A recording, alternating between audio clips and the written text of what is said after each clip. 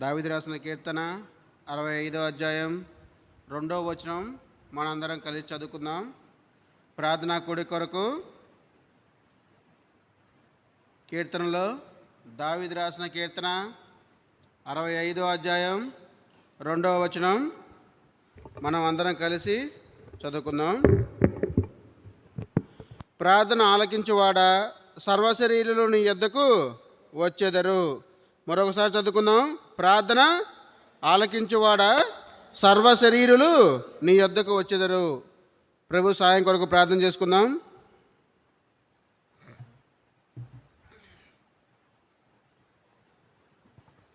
ప్రేమ నమ్మకం గల ప్రియ పరలోకపు తండ్రి, నీకు వందనము స్తోత్రము చెల్లించుకుంటున్నాం ప్రభా తండ్రి. ఈ దినమున ప్రభా తండ్రి నీ సన్నిధికి ప్రభా తండ్రి నువ్వు తీసుకొచ్చిన దాన్ని బట్టి నీకు వందనము స్తోత్రము చెల్లించుకుంటున్నాం తండ్రి. అవును ప్రభా తండ్రి, ఈ దినమున ప్రార్థనా కోరిక చేరి ఉండగా ప్రభా తండ్రి అందుని బట్టి నీకు వందనము స్తోత్రము చెల్లించుకుంటున్నాను తండ్రి. నీవు ఇచ్చిన వాక్యమును బట్టి వందనములు స్తోత్రములు. నా సొంత తలంపులు మాటలైనను ప్రభా తండ్రి నేను మాట్లాడక ప్రభా తండ్రి నీ ద్వారా నీవే ప్రభా తండ్రి నడిపించమని ప్రార్థన చేయించున్నా తండ్రి. వచ్చిన వారి బట్టి వందనములు స్తోత్రములు, రావాల్సిన వారిని త్వరబెట్టి రావడానికి మీరే సహాయం దయచేయండి. కీర్తన 65:2 ప్రభా తండ్రి, ప్రార్థనను ప్రభా తండ్రి ఆలకించేవాడా, సర్వ శరీరులు ప్రభా తండ్రి. అవును ప్రభా తండ్రి, నీవే ప్రభా ప్రార్థన ఆలకించేవాడివి ప్రభా తండ్రి. ఈ కూడికిని ప్రభా తండ్రి ఆదరించి అంతవరకు ప్రభా తండ్రి మీరే అధ్యక్షత వహించడం ద్వారా నీయే ప్రభా తండ్రి మహిమ పొందమని మా కొరకు ప్రభు యేసుక్రీస్తు వారి నామమున స్తుతించి ప్రార్థించి అడిగి వేడుకొంచున్నాము తండ్రి. ఆమెన్.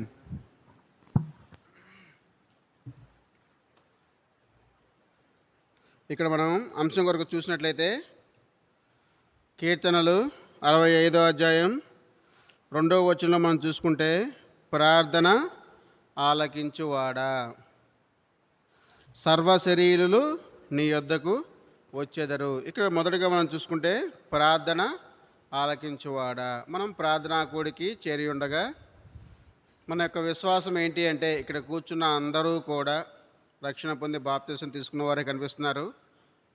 మన విశ్వాసం ఏంటంటే, మన దేవుడు మన ప్రార్థన ఏం చేస్తాడు? ఆలకిస్తాడు అనే విశ్వాసంతోనే మనం ఇక్కడికి చేరి వచ్చాం.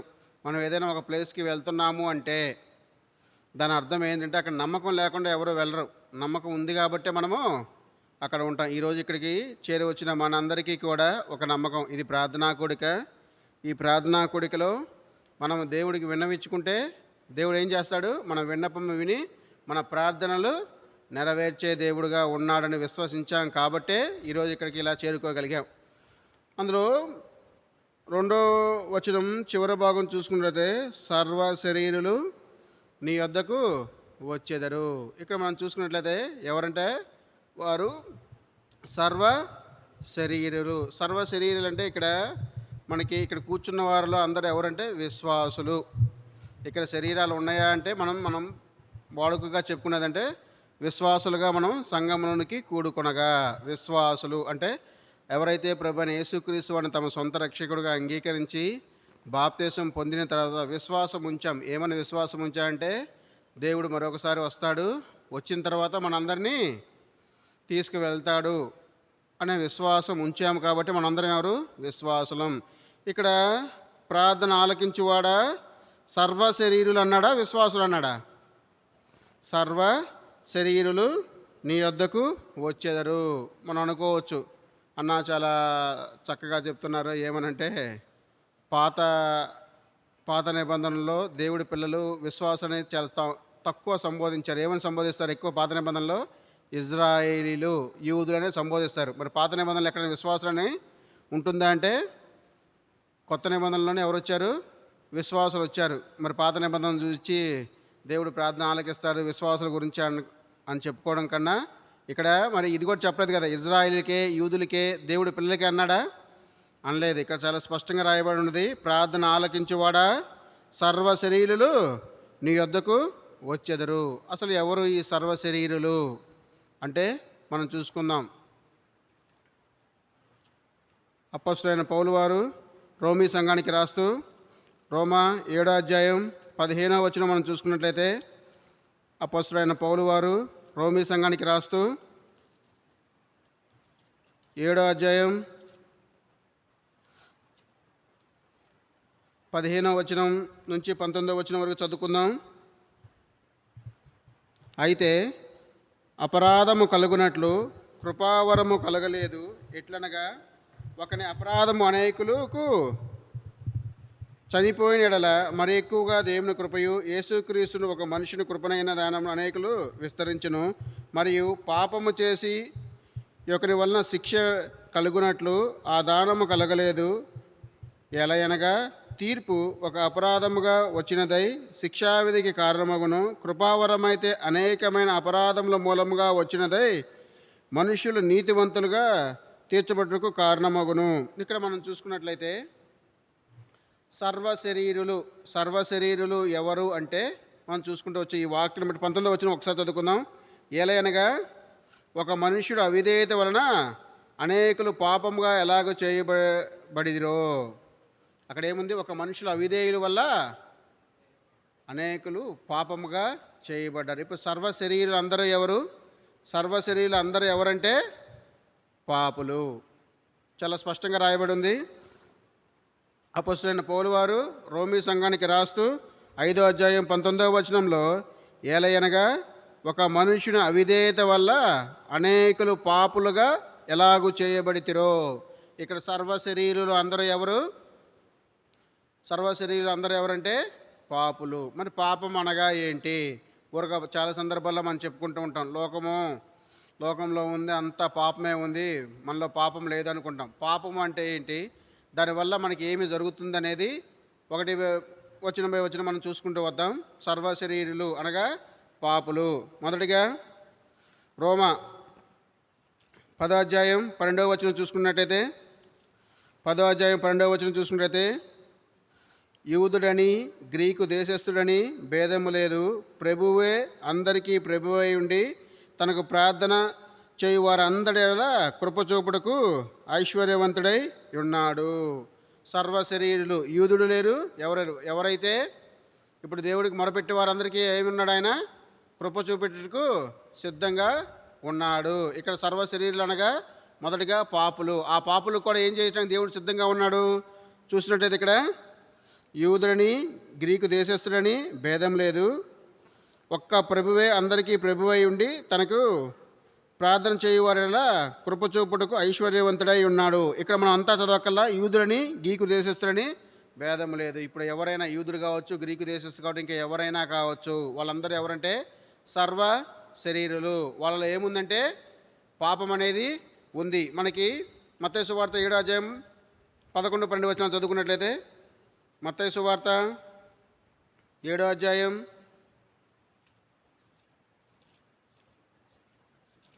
11-12 వచనాలు చదువుకున్నట్లయితే నీవు చెడ్డవాణి అయ్యుండి నీ పిల్లలకు మంచి ఈవులను ఎరిగి ఉండగా పరలోకమునందున్న మీ తండ్రి తన్ను అడుగు వారికి అంతకంటే ఎంతో నిశ్చయముగా మంచి ఈవులను ఇచ్చును. కావున మనుషులు మీకు ఏమి చేయవలని మీరు కోరుదులో అలాగుననే మీరు వారికి చేయుడి. ఇది ధర్మశాస్త్రమును ప్రవక్తల ఉపదేశమై ఉన్నది. ఇక్కడ మనం చూసుకున్నట్లయితే సహజంగా సర్వశరీరులు ఏం చేస్తారంటే మనకి ఇచ్చి పుచ్చుకోవటం చాలా ఆనవాయితీగా వస్తుంది. ఎవరు నీ యందు మంచి కార్యాలు చేశారో మనం ఏం చేస్తూ ఉంటాం? సహజంగా వాళ్ళకే ఏం చేస్తాం? మనము మంచి చేసేవారుగా ఉంటాము. ఎవరైతే మనకి చెడు చేస్తారో ధర్మశాస్త్రం కూడా ఏం చెప్తుంది? పంటికి పన్ను, కంటికి కన్ను. అక్కడ చాలా స్పష్టంగా రాయబడి ఉంది. సర్వశరీరుల యొక్క వాళ్ళ జీవన విధానం ఎలా ఉంటుందంటే సహజంగా కూడా మనము మునుపు ఎలాంటి వారమైతే ఎవరైతే మంచి చేస్తారో వాళ్ళకి మనం ఏం చేసే వాళ్ళంగా ఉంటాం? మంచి చేసి కృతజ్ఞతగా ఉంటాం. ఎవరైతే చెడు చేస్తారో వాళ్ళకి ఏం చేస్తారో మనము వాళ్ళకి కూడా చెడే కోరుకుంటాం. మనం చాలా సందర్భాల్లో చూసుకుంటూ ఉంటాం కూడా. ఇంటి పక్కల సహజంగా మాటలు కూడా వింటుంటాం. వాళ్ళు అలా ఉండాలి, ఇలా ఉండాలి, ఇలా అయిపోతారు. ప్రతి ఒక్కళ్ళు చెప్పుకునే అంశం ఏంటంటే నేను చాలా మంచోని, నన్ను అలా అన్నారు కాబట్టి వాళ్ళు అలా అయిపోతారు, ఇలా అయిపోతారు అనుకుంటారు. ఎవరైతే మనకు సహాయం చేస్తారో వాళ్ళ గురించి ఏం చేస్తాం? మరలా ఇది మానవ సహజం. మనిషి యొక్క సర్వ శరీరం యొక్క లక్షణం ఏమంటే పాపము. ఆ పాపంలో ఉండే లక్షణాలు ఏంటంటే ఇక ధర్మశాస్త్రంలో ఏం చెప్పబడింది? కంటికి కన్ను, పంటికి పన్ను. అక్కడ ఎవరైతే మన ఎడల మంచి కార్యాలు చేస్తారో వాళ్ళకి మనం ఏం చేస్తాము? మంచి చేస్తాము. ఎవరైతే మన ఎడల చెడు కార్యాలు చేస్తారో మనం కూడా వారిని చెడు దృష్టితో చూసేవారుగా ఉంటాము. మనకి ఎగ్జాంపుల్స్గా చాలా ఉంటాయి. యోధా తెలుసు. శరీరము ఎలా ఉంటుంది అంటే, యోధా దేనికోసం చేశాడు? యోధా వెండి నాణెముల కోసం. మత్తయి సువార్త 26వ అధ్యాయం 14 నుంచి 16 వచనం మనం చూసుకుంటే, అంటే శరీరము దాని లక్షణాలు ఎలా ఉంటాయంటే, ఆయన ప్రభువైన యేసుక్రీస్తు వారితో ఉన్నప్పటికీ ఒక 30 వెండి నాణెముల కోసం ప్రభువైన యేసుక్రీస్తు వారిని ఏం చేశారు? అప్పగించాడు. శరీరం యొక్క లక్షణం ఏంటంటే కోరిక ఉంటుంది. ఏం కోరిక? ఆయనకి ఏం కోరిక ఉంది? ధన కోరిక ఉంది. ఆయన ఒక్కడే కాదు, మనకు తెలుసు అనన్య సఫీరా. ప్రభువైన యేసుక్రీస్తు వారు కూడా ఏమీ అడగలేదు. అనన్య సఫీరాని తెచ్చియమన్నాడు ఏమైనా? తెచ్చిపెట్టలా. వాళ్ళే తెచ్చిపెట్టారు. తెచ్చిపెట్టి ఏం చేశారు? కొంత అంటే మనిషి యొక్క స్వభావం ఎలా ఉంటుంది అంటే, సర్వశరీరుల యొక్క స్వభావం ఎలా ఉంటుందంటే, మన ఒక యూదా మాదిరి, అనన్య సఫీరా మాదిరి. బాలాం తెలుసు కదా మనకి. బాలాం ఏం చేశాడు? చూద్దాం ఒకసారి. 2 పేతురు 2వ అధ్యాయం 15వ వచనం చూసుకున్నట్లయితే, 2 పేతురు 2వ అధ్యాయం 15వ వచనం చూసుకున్నట్లయితే, తిన్నన్న మార్గమును విడిచి కుమారుడైన బిలాము పోయిన మార్గమును బట్టి త్రోవ తప్పిపోయి, ఆ బిలాము దుర్నీతి వలన కలుగు బహుమానమును ప్రేమించును, అయితే తాను చేసిన అతిక్రమము నిమిత్తము అతడు గద్దెంపబడెను. అక్కడ మనం చూసుకున్నట్లయితే ఇప్పుడు 3 వ్యక్తుల గురించి చూసుకుంటూ వచ్చాం. యోధా గురించి చూసుకుంటూ వచ్చాం, తర్వాత అనన్య సఫీరా గురించి చూసుకుంటూ వచ్చాం, బిలాం గురించి చూసుకొచ్చి వచ్చాం. ఆ తర్వాత మనకి గెహజీ గురించి తెలుసు. ఆ తర్వాత మనం అబ్షాలోము ఏం చేశాడు దావీదుకి అనేది కూడా మనకు తెలుసు. అంటే శరీరము. అబ్షాలోము ఏం చేశాడు దావీదుకి? వాళ్ళ తండ్రి రాజు అయినప్పటికీ రాజు కావాలి అని తన తండ్రినే ఏం చేశాడంటే వెంటాడిన వాడిగా చూస్తూ ఉంటాం. ఆ తర్వాత సైమన్ గురించి కూడా మనకు తెలుసు. అంటే వీళ్ళందరినీ ఎందుకు మనం సాదృశ్యంగా చూసుకుంటూ వచ్చామంటే, మునుపు మన స్థితి కూడా అదే. సర్వశరీరులు ఏం చేయాలంటే ఆయనకి ప్రార్థించాలి. ఇప్పుడు సర్వశరీరం అంటే సర్వశరీరం మొత్తం ఎక్కడుంది? పాపంలో ఉంది. ఆ పాపం యొక్క లక్షణాలు కొన్ని మచ్చుకుంటూ చూసుకుంటూ వచ్చాం. కొంతమందిని ఉదాహరణ చెప్పుకుంటూ మనం చూసుకుంటూ వచ్చాం. ఎవరి గురించి చెప్పుకుంటూ వచ్చాం? యోధా గురించి చెప్పుకుంటూ వచ్చాం, అనన్య సఫీరా గురించి చెప్పుకుంటూ వచ్చాం, బిలాం గురించి చెప్పుకుంటూ వచ్చాం.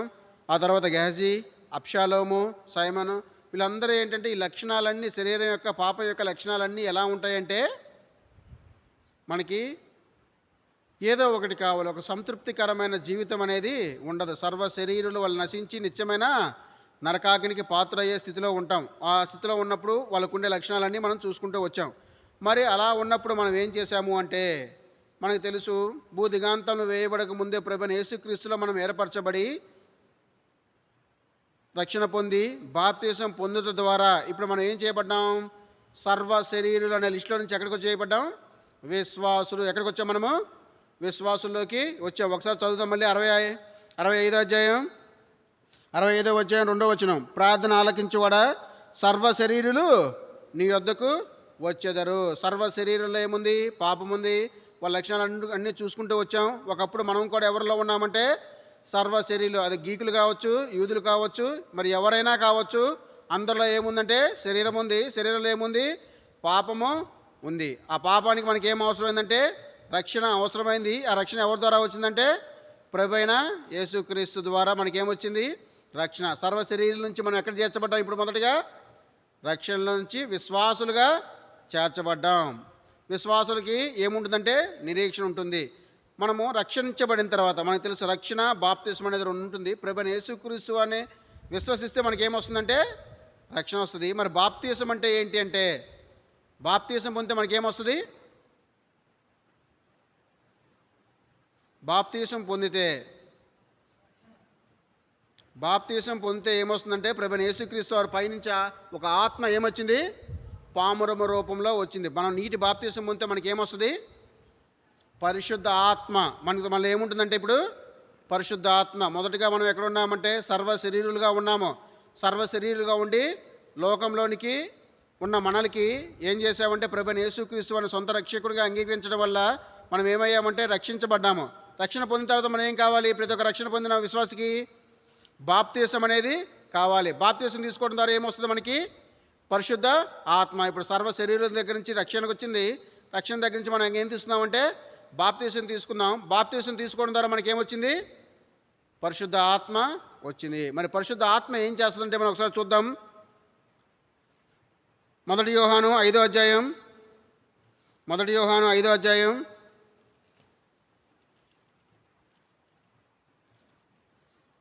13 నుంచి 15 వచనాలు చదువుకున్నాం.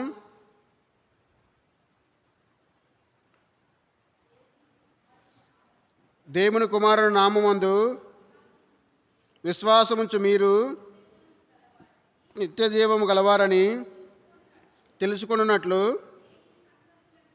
నేను ఈ సంగతులను మీకు రాయుచున్నాను. ఆయనను బట్టి మనము కలిగిన ధైర్యం ఏమనగా, ఆయన చిత్తానుసారముగా మనము ఏమి అడిగినను ఆయన మనల్ని ఆలకించుననేదే. మనం ఏమి అడిగినను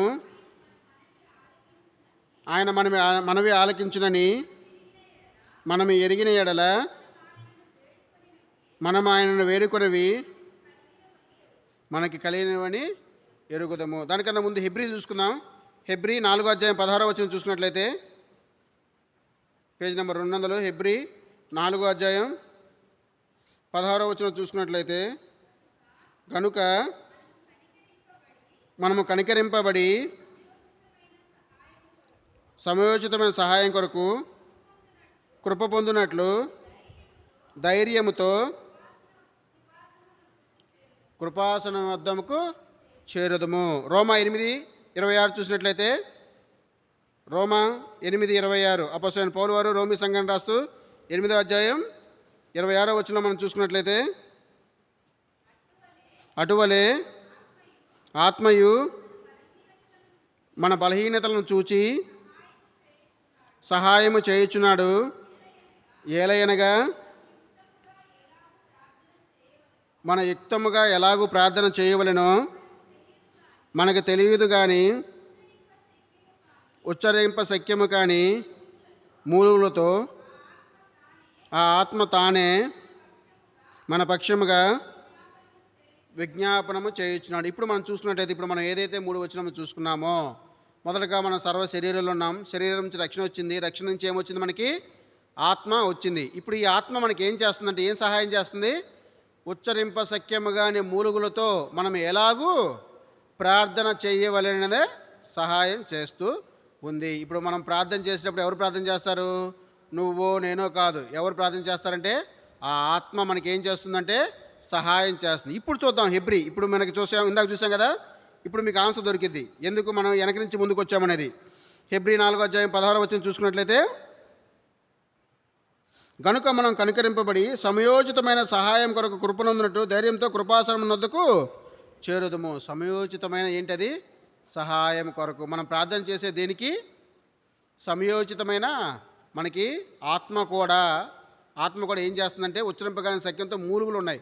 ఆ మూలుగులు దేనికంటే మనం సమయోచితమైన సహాయం కొరకు. ఆ తర్వాత ఇంకో చదువుకున్నాం. ఏం చదువుకున్నాం? 1 యోహాను 5వ అధ్యాయం 13వ వచనం చూసుకున్నట్టయితే, 5వ అధ్యాయం 13వ వచనం చూసుకుంటే, దేవుని కుమారనామందు విశ్వసించి మీరు నిత్యజీవం కలిగినట్లు ఈ సంగతి. 13వ అధ్యాయం 15వ వచనం, మనం ఏమి అడిగినా ఆయన మనమే ఆలకించును అని మనం ఎరిగిన మనం ఆయన వేడుకొని మనకు కలిగినవని ఎరుగుదము. ఎప్పుడు ఇదన్నీ జరిగిద్దంటే మనలో ఏముండాలి? ఆత్మ. ఆ ఆత్మ ఉంటే ఎలా నడుస్తాము మనము? ఇక మన సర్వశరీరులాగా ఇటుబడితే నడవము. మన ఆశల చొప్పున మనం నడవము. మనం ఎలా నడుస్తాము అంటే ఆత్మ చొప్పున మనం అనుకుంటాం. మన ఆత్మ చొప్పున ప్రార్థన చేస్తాం కాబట్టి మనం ప్రార్థన చేయు ప్రతి ఒక్కటి మనం ఏమనుకుంటాం? మనం పొండి ఉన్నాము అనుకొని మనం ఏం చేస్తామంటే ప్రార్థన చేస్తాం. మనకి తెలుసు. ఇప్పుడే కాదు, మరి ఆత్మదేవుడు ఇప్పుడే కొత్త నిబంధనలోనే ఉన్నాడా అంటే, పాత నిబంధనలో 1వ అధ్యాయం 2వ వచనం చూసుకున్నట్లయితే, ఆదికాండం నీటి మీద ఆత్మ ఏం చేస్తుంది? అల్లాడుచుంది. ఆ తర్వాత ఆత్మ ద్వారా చాలామంది నడిపింపబడ్డారు. మన మోషే గారు చేసినవన్నీ న్యాయాధిపతులు వాళ్ళందరూ ఏం చేస్తూ వచ్చారంటే, ఇప్పుడు న్యాయాధిపతుల్లో కూడా ఒకసారి చూసుకుందాం మనం. ఆదికాండం 41వ అధ్యాయం 38వ వచనం, లేకపోతే న్యాయాధిపతులు 3వ అధ్యాయం 10వ వచనం చూసుకున్నట్లయితే న్యాయాధిపతులు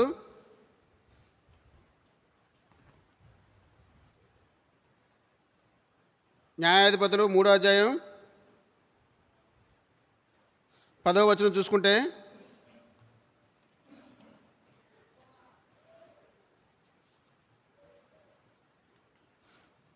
అక్కడ చూడండి, యెహోవా ఆత్మ అతని మీదకి వచ్చిన కనుక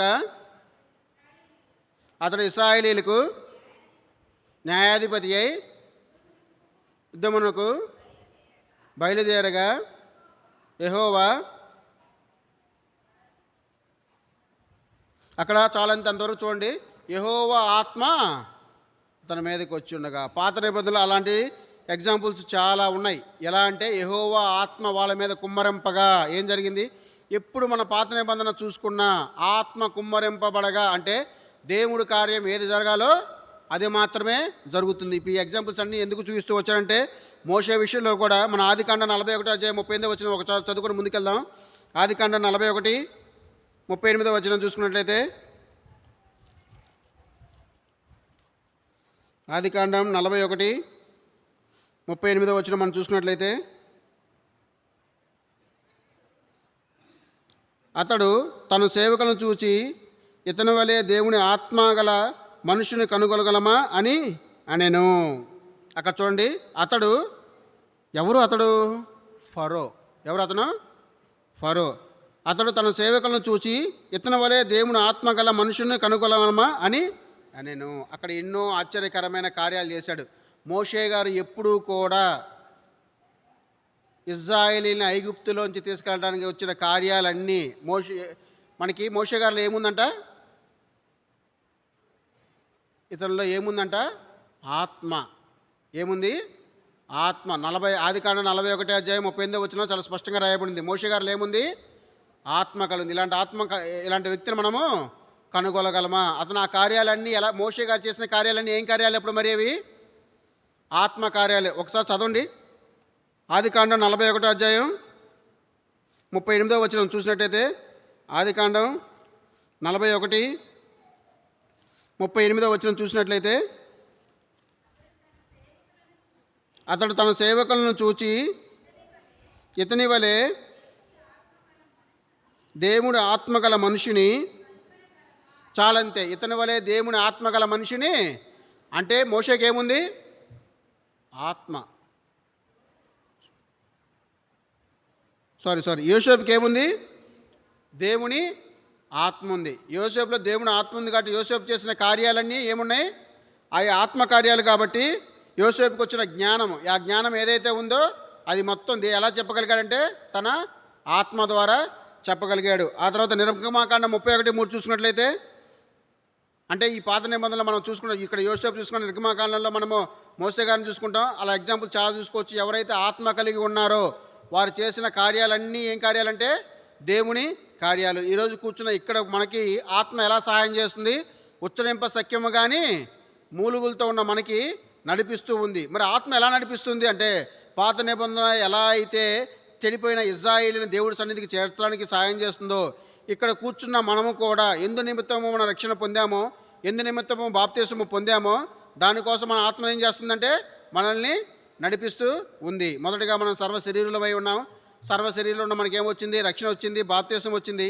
బాప్తిసం ద్వారా ఏమొచ్చిందంటే ఆత్మ వచ్చింది. ఆ ఆత్మ ఏం చేస్తుందంటే మనం ఏం చేస్తుంది?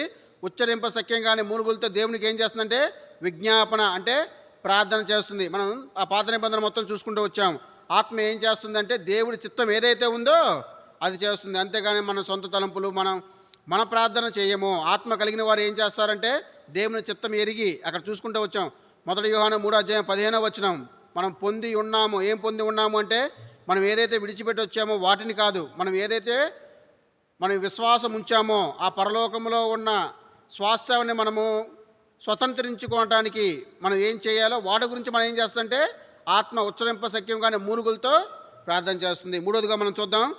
సర్వ శరీరం నుంచి రక్షణ వచ్చింది, రక్షణ నుంచి బాప్తిసం వచ్చింది, బాప్తిసం ద్వారా ఆత్మ వచ్చింది. ఆత్మ ఏం చేస్తుందంటే ఉచ్చరింప సఖ్యంగానే మూలుగులతో ప్రార్థన చేస్తుంది. ఇప్పుడు కొలస్సీ 1వ అధ్యాయం 3వ వచనం కొలస్సీ 1:3 మనం చూసుకున్నట్లయితే, పరలోకం నందు మీ కొరకు ఉంచబడిన నిరీక్షణ బట్టి క్రీస్తు యేసునందు మీకు కలిగి ఉన్న విశ్వాసమును గూర్చి పరిశుద్ధులందరి మీద మీకున్న ప్రేమను గూర్చి మేము విని ఎల్లప్పుడూ మీ నిమిత్తము ప్రార్థన చేయొచ్చు మన ప్రభువగు యేసుక్రీస్తు యొక్క తండ్రి అయిన దేవునికి. చాలా అంతే. ఇక్కడ మనం స్పష్టంగా రాయబడి ఉంది. కొలస్సీ 1:3-4 కలిసి ఉంది. అక్కడ అపొస్తలుడైన పౌలు వారు ఏం చేస్తారంట, క్రీస్తు యేసునందు మీకు కలిగి ఉన్న విశ్వాసమును గూర్చి పరిశుద్ధులందరి మీద మీకున్న ప్రేమను గూర్చి నేను వినినప్పుడు ఎల్లప్పుడూ మీ నిమిత్తము ప్రార్థన చేయుచున్నాను. ఇప్పుడు మనం ఎవరి నిమిత్తం ప్రార్థన చేయాలి? సంఘంలో ఉన్న పరిశుద్ధుల కొరకు. ఎవరి కొరకు? పరిశుద్ధుల కొరకు, విశ్వాసుల కొరకు మనం ఏం చేయాలి అంటే ప్రార్థన చేయాలి. అక్కడ అపొస్తలుడైన పౌలు వారు కొలస్సీ సంఘంలో వాళ్ళకి ఏముందంట, ఏం చెప్పుకుంటూ క్రీస్తునందు మీకు కలిగి ఉన్న విశ్వాసము. కాబట్టి ఇక్కడ కూర్చున్న మనం కూడా ప్రార్థన ఎవరి నిమిత్తం చేయాలి? సంఘంలో ఉన్న విశ్వాసుల కొరకు. ఆ విశ్వాసుల కొరకు ఏమైనా ప్రార్థన చేస్తాం? పౌలు గారు ఆ సంఘంలో ఏం గ్రహించారంటే, క్రీస్తునందు మీకు కలిగి ఉన్న విశ్వాసము, పరిశుద్ధుల మీద మీకున్న ప్రేమను గూర్చి ఆయన ప్రార్థన చేసే వాళ్ళ గురించి దేవుడికి ఏం చేస్తూ వచ్చాడు? ప్రార్థన చేస్తూ కృతజ్ఞతాస్తుతులు చెల్లిస్తూ వచ్చాం. ఇక్కడ కూర్చున్న మనం కూడా ఎవరి గురించి ప్రార్థన చేయాలంటే, ఎవరైతే విశ్వాసులు ఉన్నారో వాళ్ళు చేసిన వాళ్ళ క్రియలను ఏం చేయాలి? మనం ప్రార్థన ద్వారా వాటిని ఏం చేయాలంటే, ఇప్పుడు మనం చేస్తున్న ఆత్మ ద్వారా మనం నడిపింపబడుతున్న వాటిని మనం ఇంకా బలపరచాలంటే ఏం కావాలి? మనకు తెలుసు, పేతురు చెరాసాల్లో ఉన్నప్పుడు సంఘం ఏం చేసింది? అత్యాసక్తితో ప్రార్థన చేయబట్టి, మనకు తెలుసు కదా, అగ్నికి వాయువు తోడైతే ఏమవుతుంది అంటే అది తగలబడిపోయింది అంటారు, తెలుసు కదా, మనకి సామెత కూడా ఉంటుంది. ఇక్కడ మనం చేసే కార్యము ఆత్మచేత మనం కార్యం చేయబడుతున్నప్పుడు విశ్వాసుల ప్రార్థన కూడా జరిగితే అది ఏమవుతుంది? ఇంకా ఆ ప్రార్థన ఏం చేస్తుంటే ఆ కార్యానికి బలం అనేది చేకూరుస్తుంది. ఇక్కడ మూడోదిగా మనం చూసుకుంటూ వచ్చాం, మనం ఎవరి కోసం ప్రార్థన చేయాలి అంటే, ఎవరైతే విశ్వాసులు ఉన్నారో, ఎవరైతే సంఘంలో చేర్చబడి ఉన్నారో వాళ్ళ క్రియలను బట్టి, వాళ్ళ క్రియలను ఏం చేయాలంటే సఫలం అగునట్లు వాళ్ళ విశ్వాసాలని పౌలు వారు చూసి ఏం చేశారు? ప్రార్థన చేసి దేవునికి కృతజ్ఞతాస్తుతులు చెల్లించినట్లు ఉన్నాం. మనం ఇంకా చూసుకుందాం. అపొస్తలుల కార్యంలో 5:40-42 చూసుకుందాం. అపొస్తలుల కార్యములు 5వ అధ్యాయం 4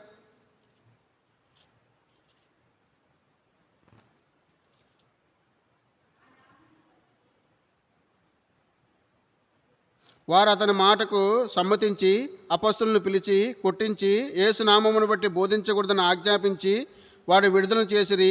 ఆ నామము కొరకు అవమానం పొందుటకు పాత్రులని ఎంచబడినందున వారు సంతోషించుతూ మహాసభ యుద్ధ నుండి వెళ్ళిపోవిరి. ప్రభువు దినము దేవాలయంలో ఇంటికి మనకు బోధించుచు యేసు క్రీస్తుని ప్రకటించుచుండిరి. మనం ఏం చేయాలంటే ఇంకొకరి గురించి ఎవరి గురించి ప్రార్థించాలి? ఎవరైతే సువార్తను ప్రకటిస్తున్నారో వాళ్ళ గురించి ఏం చేయాలి? వాళ్ళు కలుగుతున్న శ్రమల గురించి మనం ప్రార్థన చేసేటప్పుడు శరీర విషయాలు కాదు కానీ ఆత్మ విషయాలు, ఆత్మే మనకు సహాయం చేస్తుంది. ఎలా సహాయం చేస్తుందంటే, ఎవరైతే విశ్వాసులు వారి మార్గంలో ఉన్నారో వాళ్ళ మార్గాన్ని బలపరచడం కోసం ప్రార్థన చేయాలి. ఆ తర్వాత ఇక్కడ ఏం జరుగుతుంది? సువార్త ప్రకటన జరుగుతుంది. ఆ సువార్త ప్రకటనలో వాళ్ళు ఏం జరిగింది? వాళ్ళకి ఏం జరిగింది? కొట్టడం కూడా జరిగింది. వాళ్ళ గురించి మనం ఏం చేయాలంటే, ఎవరైతే సువార్త విషయమై బాధించబడుతున్నారో వారి కోసం మనం ఏం చేయాలి?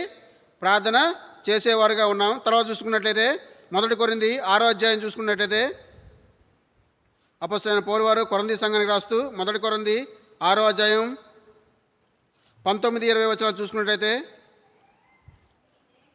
మీ దేహము దేవుని వల్ల మీకు అనుగ్రహించబడి మీలో ఉన్న పరిశుద్ధాత్మకు ఆలయమై ఉన్నదని మీరు ఎరుగురా? మీరు మీ సొత్తు కారు, విలువ పెట్టి కొనబడిన గారు కనుక మీ దేహముతో దేవుణ్ణి మహింపరచు. దేహంతో దేవుణ్ణి మహింపరచడం అంటే మనం చాలా సందర్భాల్లో చూస్తూ ఉంటాం. నిప్పుల మీద నడచడం ద్వారా, నేలకలు గుచ్చుకోవడం ద్వారా. దేహం అంటే అదే కదా, మనకు కలిగి ఉంది అదేనా? అలా చేస్తే మరి దేవుని మహిమపరచినట్ట. మరి దేహంతో దేవుని మహిమపరచడం అంటే ఏంటి? నువ్వే సాక్షి. వాళ్ళు ఎవరు కూడా, ఈ లోకంలో ఉన్నవారు ఎవరు కూడా ప్రభువైన యేసుక్రీస్తు వారిని ఎప్పుడూ కూడా చూడలేదు. ఇప్పుడు నీ దేహంతో దేవుడిని మహిమపరచడం అంటే నిన్ను చూస్తే వాళ్ళు ఏం చేయాలి? దేవుడు అబ్బా దేవుడు అంటే ఇలానే ఉంటాడా, దేవుడు అంటే దైవే మానవ రూపేనా అని పాట కూడా ఉంటుంది. అంటే దేవుడు మనిషిగా దిగొస్తే ఇలానే ఉంటాడా అనే వారి కోసం మనం ఏం చేస్తూ ఉండాలి? ప్రార్థన చేసేవారిగా ఉండాలి. మొదటగా మనం చూసుకుంటూ వచ్చాం. ఏం చూసుకుంటూ వచ్చామంటే కీర్తనలు 65 రెండో అధ్యాయం చూసుకున్నట్లయితే ఏం చేయాలి? మనము ప్రార్థన చేయాలి. ఎవరు దేవుడు ఎవరు? ప్రార్థన ఆలకించు వాడు ఎవరు? మరి సర్వ శరీరులు. సర్వ శరీరులు అంటే చూసుకుంటూ వచ్చాం. సర్వ శరీరులు ఎవరు అంటే పాపము కలిగి ఉన్నారు. వాళ్ళ ఆశల గురించి కూడా చూసుకుంటూ వచ్చాం. ఎవరి గురించి చూసుకుంటూ వచ్చాం? యూదా గురించి చూసుకుంటూ వచ్చాం. ఆ తర్వాత అనన్య సఫీరా గురించి చూసుకుంటాం. ఆ తర్వాత బిలాం గురించి చూసుకుంటూ వచ్చాం. వాళ్ళందరికీ కలిగి ఉన్న లక్షణాల గురించి చూసుకుంటూ వచ్చాం. అబ్షాలోము గురించి కూడా చూసుకుంటూ వచ్చాం. సర్వ శరీరులకి ఏ లక్షణాలు ఉంటాయంటే ఈ శరీరము భూమి మొత్తాన్ని ఆక్రమించేసుకుందాం, దోచేసుకుందాం, ఏలుబడి చేద్దాం, రాజ్యం చేద్దాం అనే శరీరం యొక్క ఆశ, అది పాపపు ఆశ. అక్కడి నుంచి ప్రభువైన యేసుక్రీస్తు వారు మనం ఎక్కడ తీసుకొచ్చారంటే యేసుక్రీస్తు వారు ఈ లోకంలోకి రావడం వల్ల మనకేం కలిగింది?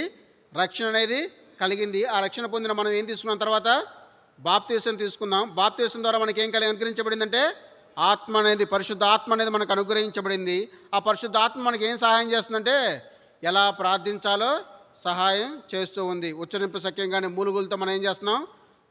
ప్రార్థన చేస్తూ ఉన్నాం. ఆ ప్రార్థన చేయనప్పుడు మనం ఎలా చేయాలంటే అది పొంది ఉన్నామనే ప్రార్థన చేస్తాం. ఎందుకంటే మనం సర్వ శరీరం కాదు, ఇక శరీరం గురించి మనం ఏం చేయము? ప్రార్థనే చేయం కాబట్టి. ఆ తర్వాత మనం ప్రార్థన ఎవరి కోసం చేయాలంటే చూసుకుంటూ వచ్చాం. మొదటిగా ఎవరి గురించి చూసుకుంటూ వచ్చాం? సంఘంలో ఉన్న పరిశుద్ధుల గురించి. కొలసీలకి అపొస్తలుడైన పౌలు వారు రాసి వచ్చారు. వాళ్ళ విశ్వాసమును బట్టి, వాళ్ళకి పరిశుద్ధులలో ఉన్న ప్రేమను బట్టి వాళ్ళు ఏం చేసుకుంటూ వచ్చాడు? దేవుడికి ప్రార్థన చేస్తూ కృతజ్ఞతాస్తుతులు చెల్లిస్తూ వచ్చినట్లు మనం చూసుకుంటూ వచ్చాం. ఆ తర్వాత ఎవరిని చూసుకుంటూ వచ్చాం? ఎవరైతే సువార్త ద్వారా శోధింపబడుతున్నారో, ఎవరైతే సువార్త ద్వారా వాళ్ళు ఏం చేస్తున్నారో బాధింపబడుతున్నారో వారి కోసం మనం ఏం చేసేట్లు ఉండాలి? ప్రార్థన చేసేటట్టు. మూడోదిగా చివరిగా ఇప్పుడే చూసాం. ఇంకో ఎవరి గురించి చూసాం? ఇప్పుడే చూసుకుంటూ వచ్చాం. ఇంకొకరి గురించి ప్రార్థన చేయటం వచ్చాం. ఆయనని మన దేహంతో ఏం చేయాలి? దేవుణ్ణి మహిమపరచాలి. ఎవరైతే మన దేహంతో దేవుణ్ణి మహిమపరుస్తున్నామో వాళ్ళ కొరకు మనం ఏం చేస్తూ ఉండాలి? ప్రార్థన చేస్తూ ఉండాలి. ఎందుకంటే మన ప్రార్థన వాళ్ళకి ఏమిస్తుంది? బలాన్ని ఇస్తుంది. మనిషికి చెప్పుకుంటూ వచ్చాం కదా, అగ్నికి వాయువు ఎలా అయితే తోడైతే బాగా బలం చేకూరుతుందో, ఇప్పుడు ఒకవేళ వాళ్ళకి ఏమైనా ఈ లోకంలో శోధనలు తక్కువ వచ్చినా కానీ వాళ్ళు బల పొందాలి అంటే నీ యొక్క ప్రార్థన వాళ్ళు ఏం చేస్తుంది? బలపరుస్తుంది. కాబట్టి వాళ్ళు ఇంకా వాళ్ళ దేహంతో దేవుని ఏం చేస్తారు? మహిమ పరుస్తారు. కాబట్టి విన్న వాక్యాన్ని బట్టి మనం ప్రార్థన చేసేవారుగా ఉందాం. ఈ చివరి 3 అనేదే చాలా ఇంపార్టెంట్. ఎవరి గురించి ప్రార్థన చేయాలి? సంఘంలో ఉన్న విశ్వాసుల గురించి, ఎవరికైతే విశ్వాసుల కొరకు ప్రేమ కలిగి ఉన్నారో వారి గురించి మనం ప్రార్థన చేయాలి. ఎందుకంటే మన ప్రార్థన వాళ్ళకి అప్పుడప్పుడు తొట్టిరెళ్ళిపోతున్నప్పుడు వాళ్ళకి ఏమిస్తుందంటే బలాన్ని చేకూరుస్తుంది. రెండవది ఎవరి గురించి ప్రార్థన చేయాలి? ఎవరైతే దేవుడు పరిచర్యను, దేవుడు వాక్యాన్ని సర్వలోకానికి తీసుకెళ్తున్నారో వాళ్ళకి ఏమైనా అడ్డంకులు ఉంటే ఆ అడ్డంకుల్ని తొలగబోయేటట్లు ప్రార్థన చేస్తే నీ ప్రార్థన వాళ్ళకి బలాన్ని చేస్తుంది. వాళ్ళు ఏం చేస్తుంటే వాళ్ళ వాక్యం ఇంకా అంతకంతకు విస్తరించడం జరుగుద్ది. మూడోదిగా ఎవరు చేస్తాం? తమ దేహం ద్వారా దేవునికి ఏం చేస్తున్నారు?